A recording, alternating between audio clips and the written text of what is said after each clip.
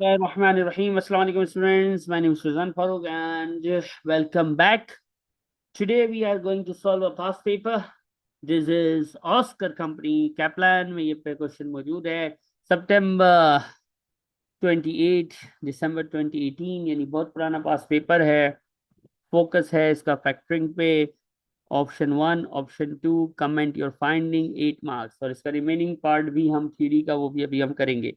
सबसे पहले Oscar company है, डिजाइन करती है, प्रोड्यूस करती है ट्रैकिंग डिवाइसेस को। चार फाउंडर्स हैं जिनको कुछ आता है ना जाता है बेचारे। Company has revenue of 28 million dollars. माँ की दुआ माशाल्लाह, 28 मिलियन डॉलर का कारोबार करते हैं। आता जाता इनको कुछ नहीं है और सेल करते हैं 30 दिन के उधार पे।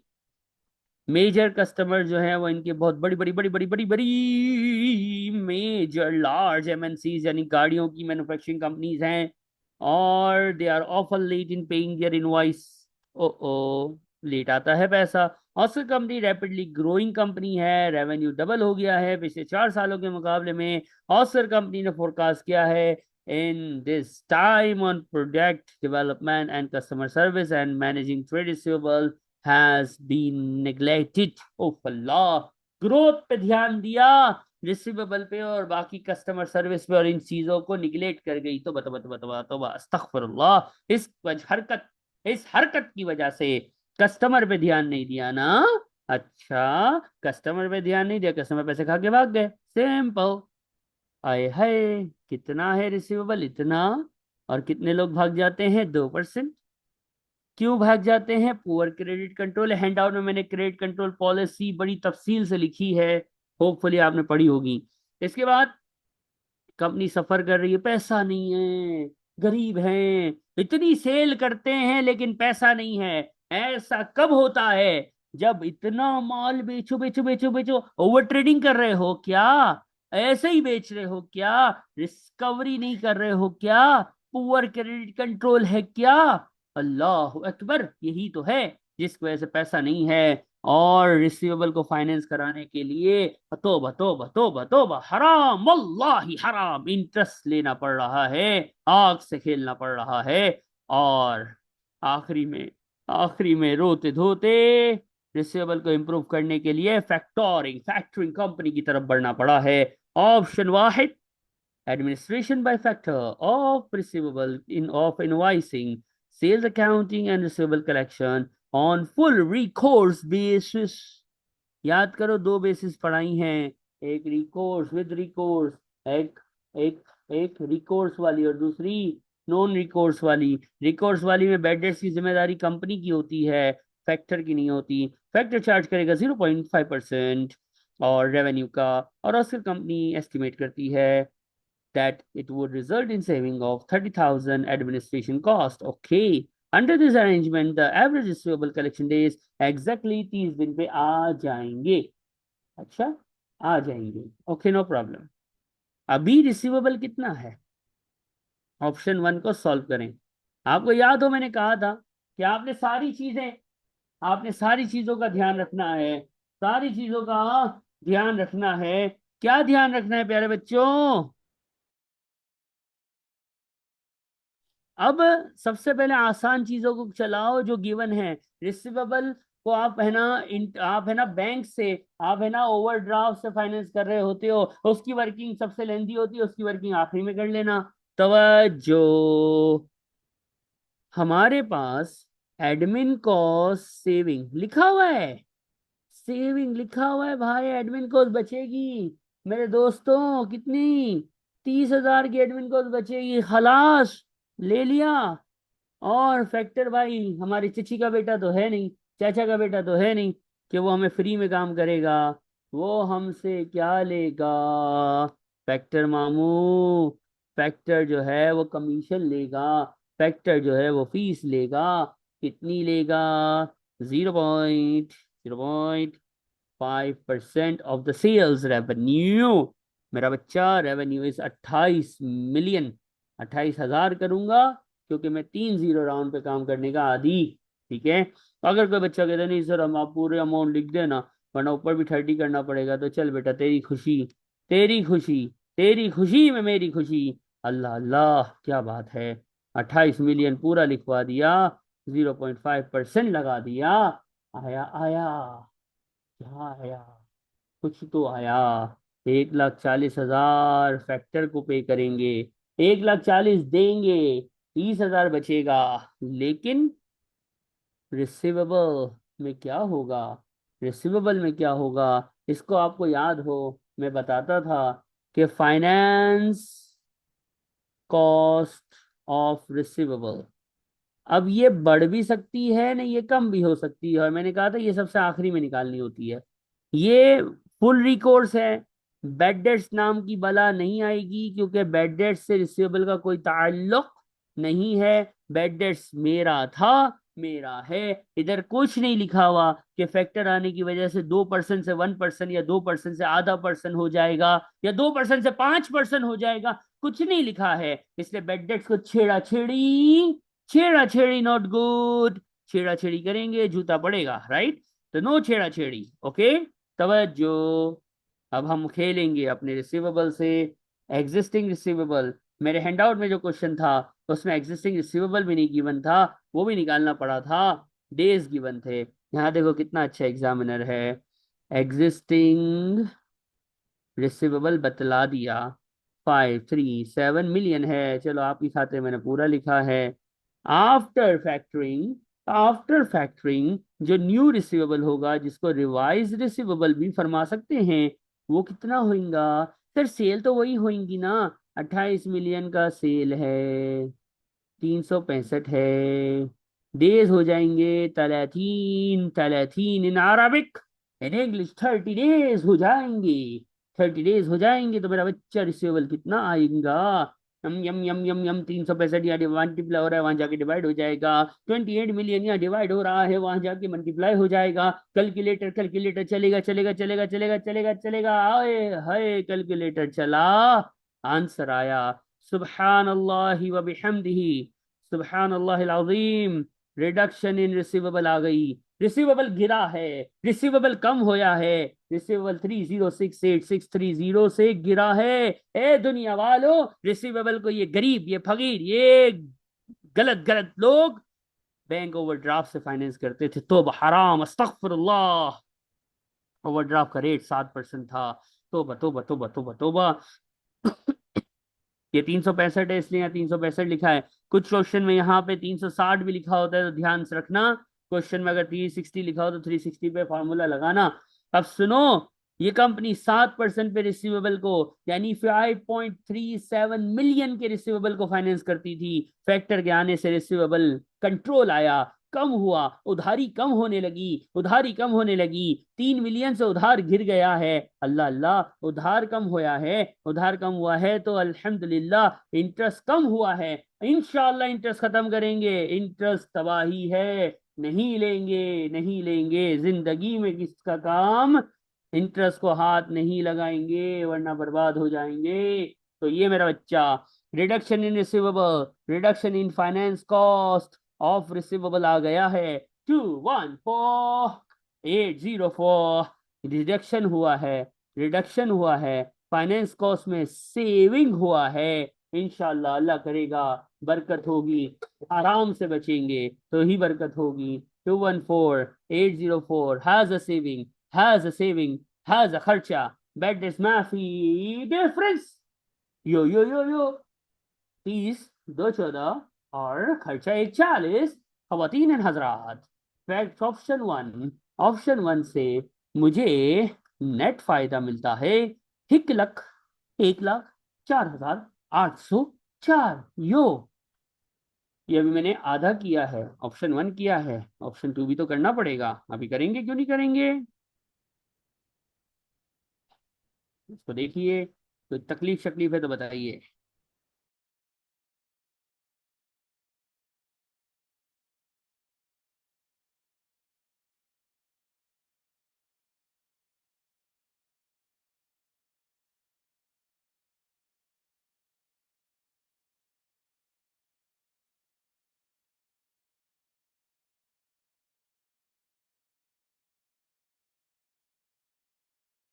होपफुली आपको ऑप्शन वन समझ आया होगा।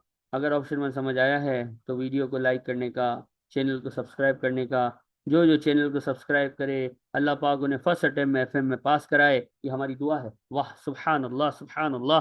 अब देखो, ऑप्शन टू है, खवातीन एंड हजरात, boys and girls, uncle and aunties, तवज्जो। ऑप्शन टू है, नॉन रिकोर्स, बेड डेट सपना नहीं है, पराया हो गया।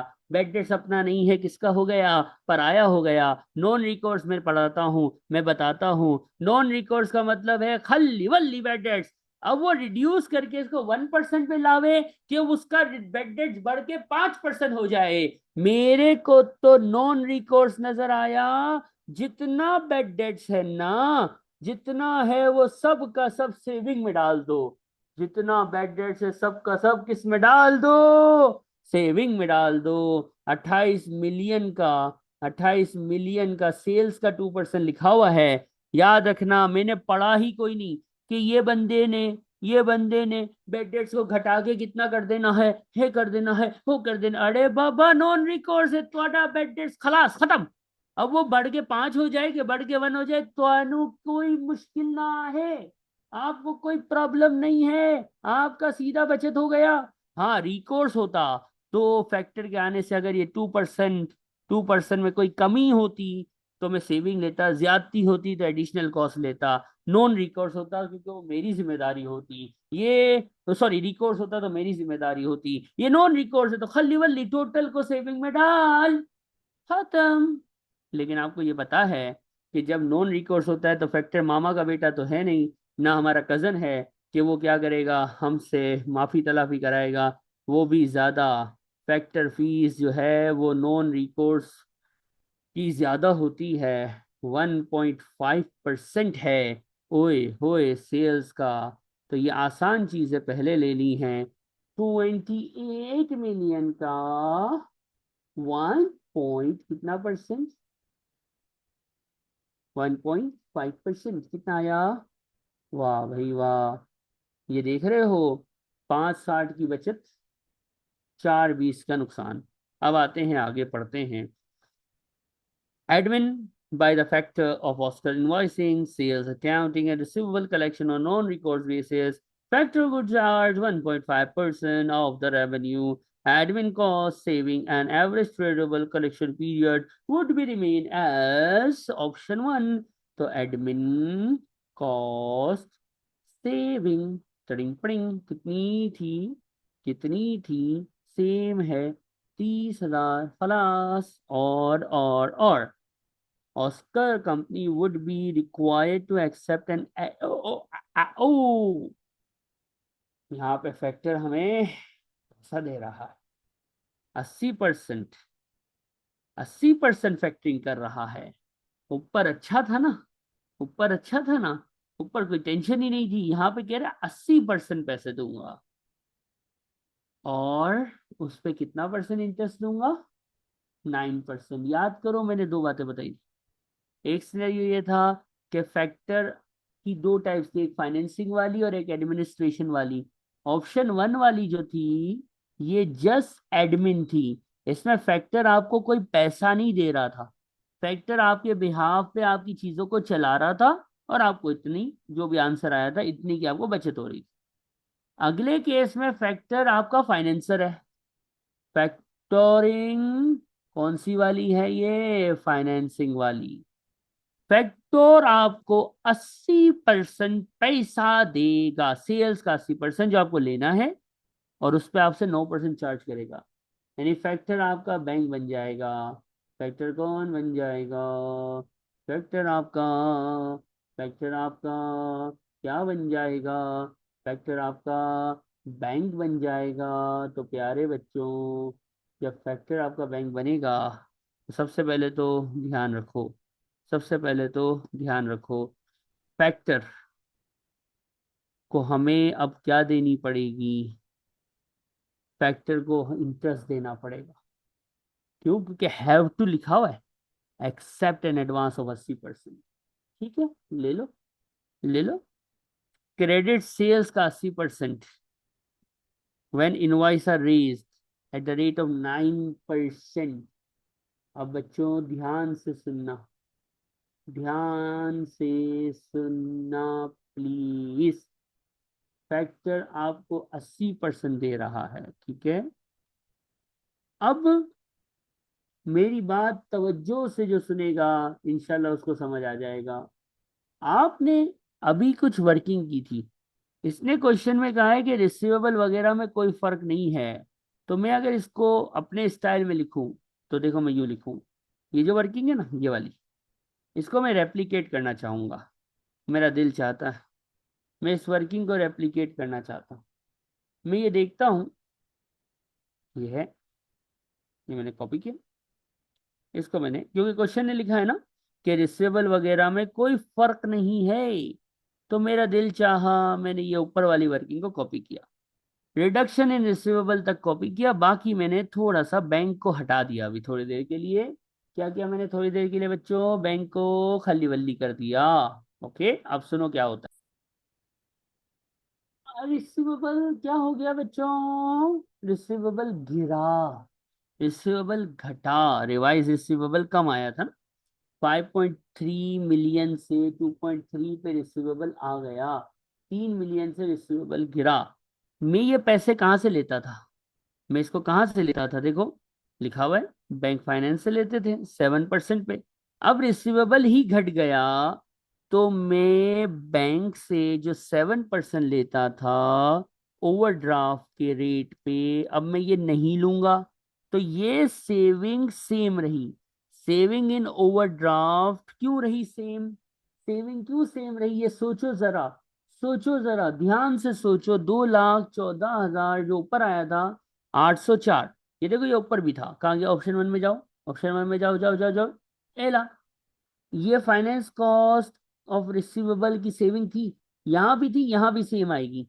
ये सेम क्यों आ रही है, ये मेरा सवाल है। फाइनेंस कॉस्ट ऑफ रिसीवेबल की सेविंग यही सेम, 2,14,804, ये सेविंग सेम क्यों आ रही है भाई? सर क्योंकि देखें, डेज में रिसीवेबल में इधर लिखा हुआ है, लिखा हुआ है कि सब सेम है। इसका मतलब मेरा रिसीवेबल जैसे ही ऑप्शन वन में रिड्यूस हुआ था, सेम रिड्यूस होगा, सेम दिन हो जाएंगे। इसका मतलब मुझे अब बैंक से फाइनेंस नहीं करवाना रिसीवेबल को। बैंक से रिडक्शन, जितना रिसीवेबल गिरा उतनी अमाउंट अब बैंक से मुझे नहीं चाहिए, बैंक से नहीं चाहिए, इसका मतलब मेरा 7% के हिसाब से इंटरेस्ट बच गया। लेकिन यहां पे आपको फैक्टर पैसे दे रहा है, आपको ये पैसे की जरूरत है कि नहीं है, लेकिन ये देखो इंग्लिश का वर्ड है, रिक्वायर्ड टू एक्सेप्ट।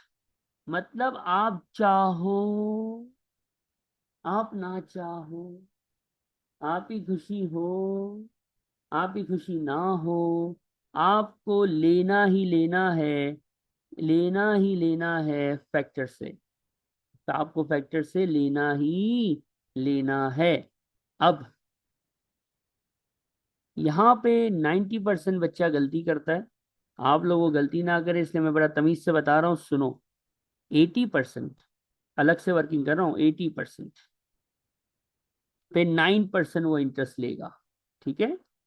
मेरा जो क्वेश्चन होता है यहाँ पे, इस चीज को निकालना है, ये आंसर आ जाएगा, सिंपल है। यहाँ पे कौन सी फिगर लेनी है, हैज अ सवाल, दैट इज द क्वेश्चन। और ये मुझे आमतौर पे कोई भी बच्चा सही नहीं बता पाता, क्योंकि इंग्लिश का मसला रहता है। आइए पढ़ते हैं। ऑस्कर वुड बी लाजिम, कसम है ऑस्कर को कि तू इसको लेगा, 80% लेगा, जिस पे 90% हमें हराम देगा। किस चीज का 80%? ये पढ़ो, credit sale when invoice are raised. बच्चे बताइए क्या करते हैं? क्रेडिट सेल पढ़ते हैं, 28 मिलियन का 80% निकालते हैं और अपना आंसर बर्बाद कर देते हैं।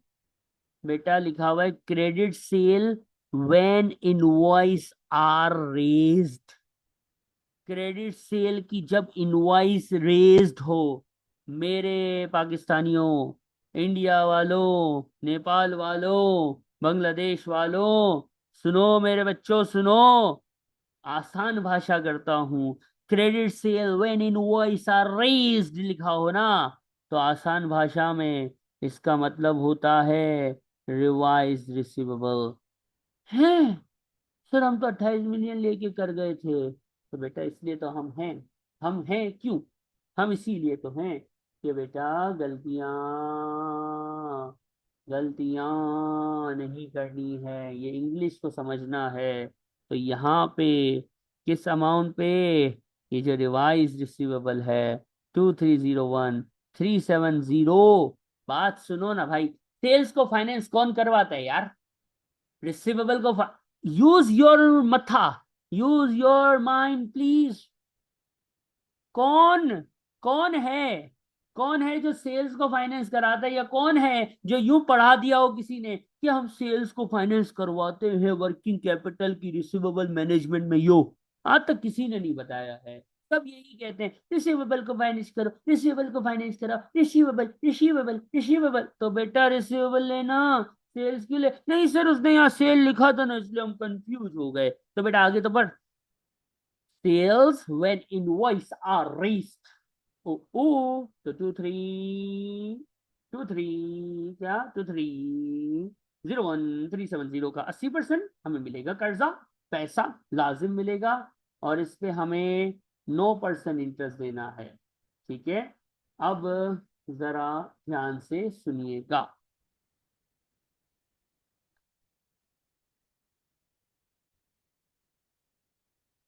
अब ध्यान से, आखिरी बात, क्वेश्चन कंप्लीट है। ये 9% पे आइए, अब हमने फाइनलाइज करना है, ध्यान से देखना है।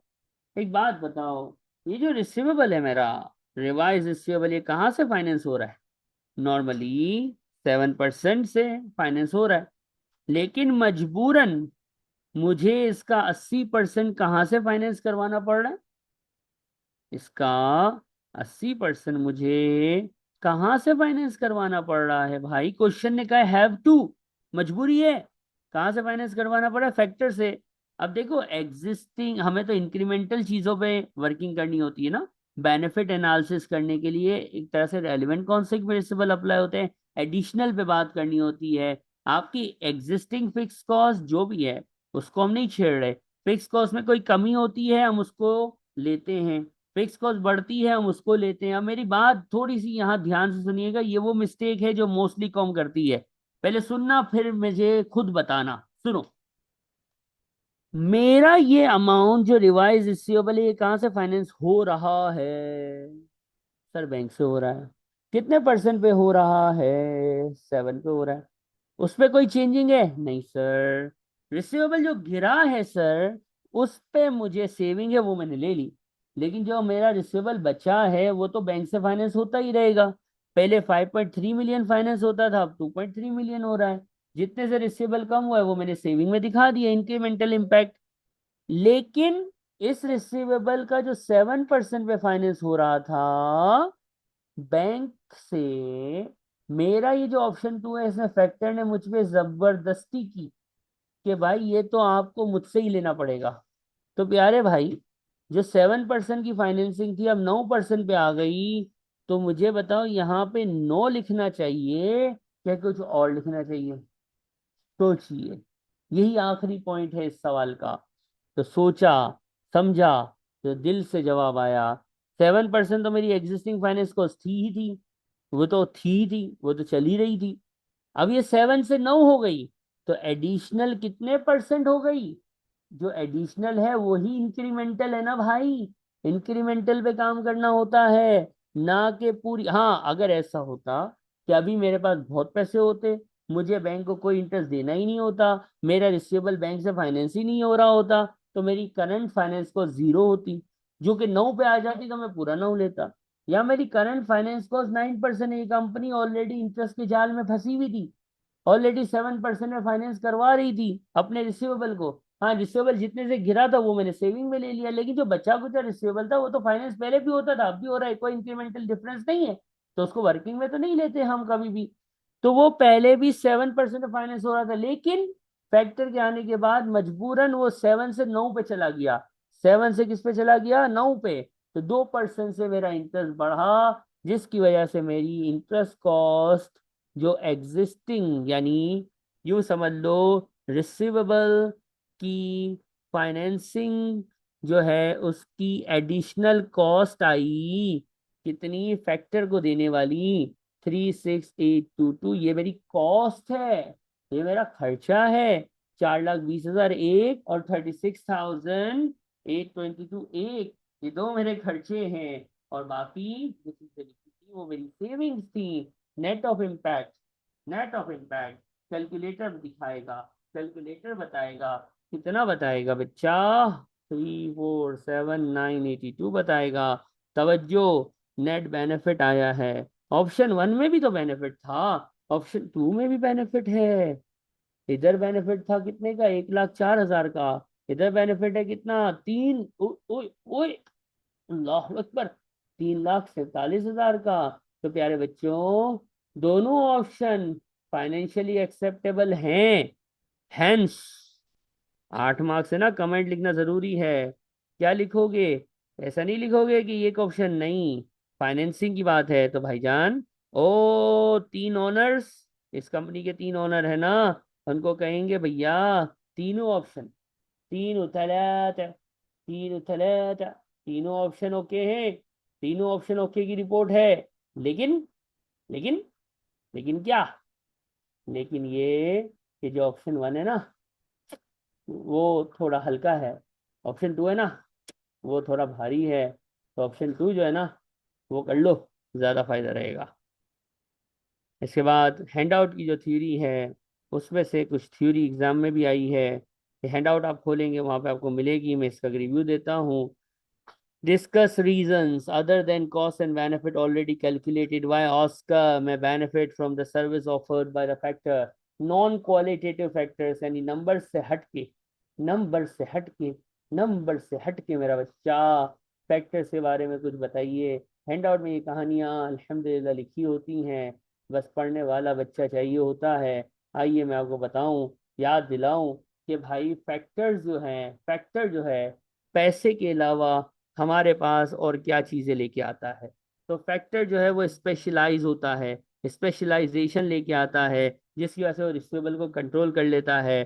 फैक्टर मार्केट में बैठा होता है, फैक्टर को रिसीवेबल को मैनेज करना आता है, तो वो economies of scale, economies of scale achieve कर लेता है, क्योंकि वो एक वक्त में बहुत सारी कंपनी के रिसीवेबल को मैनेज कर रहा होता है। so that's how he is going to achieve the economies of scale। वो हमारे टाइम को बचाता है, फ्री अप करता है, हमारी मैनेजमेंट को फ्री अप करता है, ताकि मैनेजमेंट स्ट्रेटेजिक, स्ट्रेटेजिक डिसीजन की तरफ जाए। अब बैड डेट्स, इसके अंदर आप लिखेंगे कि भाई रिकोर्स और नॉन रिकोर्स में फर्क है, रिकोर्स और नॉन रिकोर्स में फर्क है। फिर इसके अंदर आप लिखेंगे कि बैड डेट्स जो है वो फुलूस, फुलूस पैसा, फाइनेंसिंग वाला अगर बैड डेट्स है, फाइनेंसिंग वाला बैड डेट्स अगर है तो वो आपको इमीडिएट कैश भी अवेलेबल करवा देता है, ऑल दो उसके लिए हराम चार्ज करता है, जैसे कि ऑप्शन बी में था। तो यवा दवा दरे सलोर पिंजोर वाहिद इतने इंतला अरबा खमसा, एक के दो, एक पॉइंट के 2 मार्क्स होते हैं, तो 6 मार्क्स के लिए 3 पॉइंट लिखने होते हैं। मैंने 2, 4, 6, 8, अल्लाह अकबर, 5 पॉइंट बता दिए हैं, ये हो गए खलास। लेकिन सिनेरियो से रिलेट करना जरूरी होता है, ऑस्कर ऑस्कर ऑस्कर लिखना जरूरी होता है। तो मैं जरूर कहूंगा कि किट के पीछे के आंसर को एक मर्तबा जरूर रीड कर लीजिएगा, ठीक है। C requirement, 3 factors which, 3 factors which determines क्या? the level of company's investment in working capital। Come working capital में कितना इन्वेस्टमेंट है कंपनी का, जिसको पता करने के तीन, तीन फैक्टर्स बताइए। तो सबसे आसान है यार, क्या था? सबसे पहला working capital cycle, working capital है भाई, वर्किंग कैपिटल साइकिल से पता चल जाता है। some businesses have long production process, जिसका बिजनेस का, जिस बिजनेस का वर्किंग कैपिटल साइकिल का जो प्रोसेस है प्रोडक्शन का जो प्रोसेस है, काम करने का जो प्रोसेस है, चीजों का जो प्रोसेस है, उसकी इंडस्ट्री जिस तरह की है, उस इंडस्ट्री का कल्चर जिस तरह का है, उसके हिसाब से वर्किंग कैपिटल में इन्वेस्टमेंट होगी। प्यारे बच्चों, आपको वर्किंग कैपिटल में कितना पैसा फंसाना है, आप तीन फैक्टर्स ढूंढ रहे हो कि कितना पैसा फंसाना है, तो भैया पहला होता है वर्किंग कैपिटल साइकिल, यानी जिस इंडस्ट्री में हो उस इंडस्ट्री का तरीका, उस इंडस्ट्री के लोगों का वे, उस इंडस्ट्री में किस तरह से आपकी चीजें हैं, आप किस तरह से प्रोडक्शन कर रहे हो, आपका टर्नओवर कैसा है, अपने आप को तो देख ले भाई। पहला तरीका ये होता है। दूसरा होता है वर्किंग कैपिटल की इन्वेस्टमेंट को देखने का, कि आप अपने आप को कौन सी अप्रोच पे रखते हो, कौन सी अप्रोच पे हो। वर्किंग कैपिटल इन्वेस्टमेंट की दो पॉलिसीज पड़ी थी, एक एग्रेसिव थी, एक डिफेंसिव थी। यानी ओवर ट्रेडिंग से पहले अगर एग्रेसिव अप्रोच पे जा रहे हो तो फिर आपका वर्किंग कैपिटल नीड उस हिसाब से होगी, डिफेंसिव हो तो वर्किंग कैपिटल नीड उस हिसाब से होगी। और तीसरी और आखिरी बात है, आप हो कैसे, आप हो कैसे, यानी आपकी एफिशिएंसी ऑफ मैनेजमेंट क्या है। अरे भाई खुद कैसे हो, वर्किंग कैपिटल जा रहा है, अरे भाई तू कंट्रोल तो कर, ईओक्यू में पैसा फंस रहा है, अरे तू खुद ध्यान नहीं दे रहा, तेरे को रिसीवेबल को कंट्रोल करने नहीं आ रहा, तेरी क्रेडिट पॉलिसीज नहीं है, तेरे अंदर जेआईटी नहीं है, तू मेरे चीजों को मैनेज नहीं कर पा रहा है और बोलता है वर्किंग कैपिटल में पैसा फंस रहा है। तो भाई वर्किंग कैपिटल में पैसा कितना फंसा हुआ है, वर्किंग कैपिटल में क्या सेटिंग है, इसके लिए तीन फैक्टर्स होते हैं। एक होता है वर्किंग कैपिटल साइकिल, आपका काम का तरीका। दूसरा होता है वर्किंग कैपिटल की पॉलिसी, इन्वेस्टमेंट पॉलिसी, आपका एग्रेसिव हो या डिफेंसिव अप्रोच। और तीसरा होता है आपका अपना आप, आपका अपना आप, कि आप हो कैसे, आपके अंदर खुद कोई सलाहियत है, आपने पॉलिसीज बनाई है, आपने क्रेडिट कंट्रोल करना सीखा है, आप अंधी बीड़ी में बस चला रहे हो कंपनी, तो भाई फिर तो वर्किंग कैपिटल का बुरा हाल होगा। लेकिन आपने क्रेडिट पॉलिसी बनाई है, आप रिसीवेबल सप्लायर के साथ इसी तरह से चल रहे हो, तो फिर डेफिनेटली आपका वर्किंग कैपिटल मैनेज हो जाएगा। इसके साथ ये हमारा 20 मार्क्स का पास पेपर जो है वो कंप्लीट होता है। उम्मीद है आपको समझ आया होगा। नेक्स्ट वीडियो तक के लिए अल्लाह हाफिज।